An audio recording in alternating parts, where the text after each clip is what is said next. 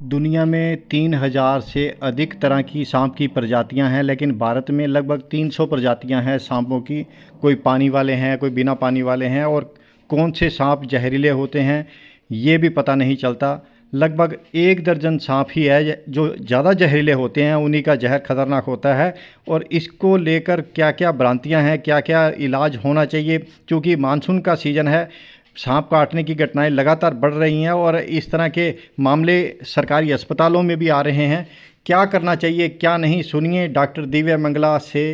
को snake bite हो जाता है तो कोई तो देसी इलाज कराता है, कोई झाड़ फूक लगवाने लगता है, तो क्या करे आदमी? नहीं, जैसे अगर कोई स्नेक बाइट होता है तो मैं अपने ज़िला वासियों को ये आग्रह करती हूँ कि वो ना ये झाड़ फूक से कोई इलाज नहीं होता। ये एक साइंटिफिक, एक वैज्ञानिक तरीका होता है। अगर वो कभी उनको कहते हैं ना, नहीं मेरे पड़ोसी को भी स्नेक बाइट हुआ था और वो झाड़ फूक से ठीक हो गया, क्योंकि कई बार ये होता है कि वो था ही वाटर स्नेक, वो था ही जहरीला, था ही नहीं वो सांप। क्योंकि कई सांप ऐसे होते हैं जो जहर नहीं होता, तो उनको लगता है वो झाड़ फूक से ठीक हो गया। वो झाड़ फूक से नहीं ठीक हुआ, वो तो चांस की बात है, कोइंसिडेंस था कि वो जहरीला नहीं था सांप। अगर खुदा ना खास्ता अगर वो सांप जहरीला होता तो झाड़ फूक से नहीं ठीक होते। इसलिए मैं अपने ज़िला वासियों को ये आग्रह करना चाहती हूँ, अगर बाई चांस स्नेक बाइट होता है तो अस्पताल में आए, पूरे प्रॉपर प्रोटोकॉल से ट्रीटमेंट लें, क्योंकि और घबराएं नहीं। क्योंकि कई बार क्या होता है कि स्नेक वॉज नॉट पॉइजनस, नहीं था वो,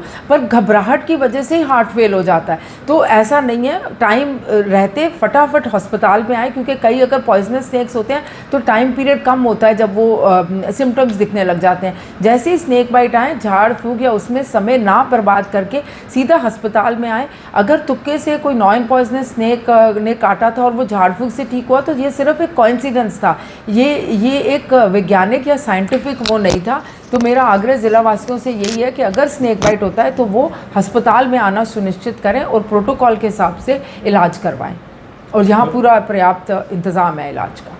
ये ना जो हमारे पॉइजनस स्नेक्स होते हैं उनका जहर अलग अलग तरीके का होता है। कई बार वो न्यूरोटॉक्सिक होता है, मतलब वो हमारे नर्व्स पे एक्ट करता है, और कई बार ब्लड वेसल्स पे एक्ट करके ब्लीडिंग शुरू हो जाती है। तो ये हर स्नेक का जहर एक तरह का नहीं होता और सिम्टम्स एक तरह के नहीं होते। इट डिपेंड्स कि वो कौन सा न्यूरोटॉक्सिक उसका पॉइजन था या ब्लड वेसल्स या ब्लड कोगुलेशन पे असर करने वाला, तो उसी हिसाब से सिम्टम्स थोड़े वेरी कर जाते हैं। तो पर जैसे स्नेक बाइट हो वो हम पे छोड़ दें कि हमने एनालाइज करना है कि ये न्यूरोटॉक्सिक था या ब्लड वेसल्स पे एक्ट करने वाला था। सुनिश्चित ये करें कि अस्पताल में आएँ।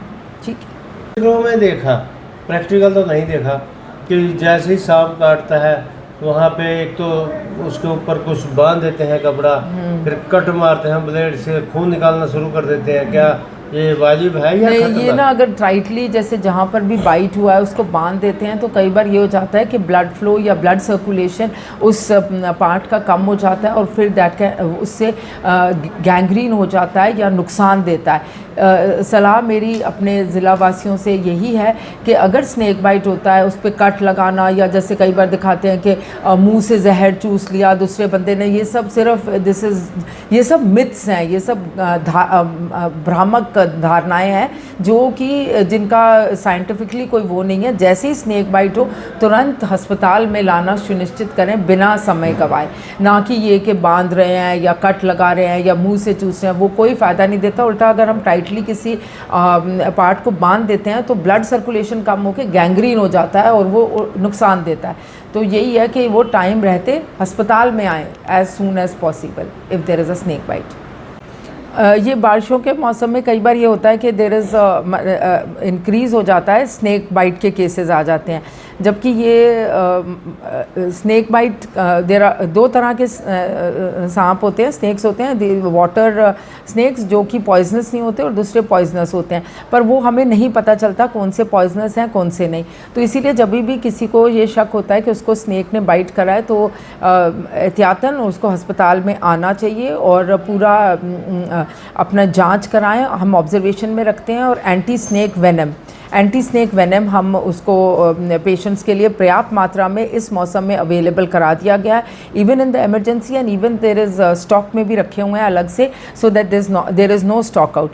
तो इन चीज़ों का अगर हम विशेष ध्यान रखेंगे तो ये मौसम सबके लिए खुशहाली लाएगा। छोटी छोटी बातें होती हैं, ध्यान से अपना ध्यान रखेंगे तो स्वस्थ रहेंगे।